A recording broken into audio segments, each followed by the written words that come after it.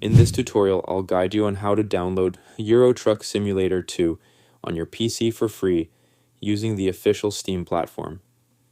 Please follow each step carefully. First, open your browser and go to the official Steam website at store.steampowered.com.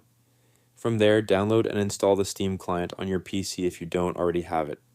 Simply click on the install button, wait for the download to finish, then run the setup file and complete the installation process. Once Steam is installed, launch the application and go to the Store section. In the search bar, type Euro Truck Simulator 2 and select the game from the results.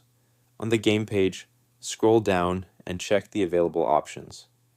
The game is usually a paid title, but Steam often provides a free demo/trial version that you can download and try without paying. Just click on the option like Download Demo or Add to Library, if available, and Steam will start downloading it automatically. After the download is complete, go to your library, find Euro Truck Simulator 2, and click Play to launch it. If needed, you can also right-click the game and select Run as Administrator for smoother performance. And that's it.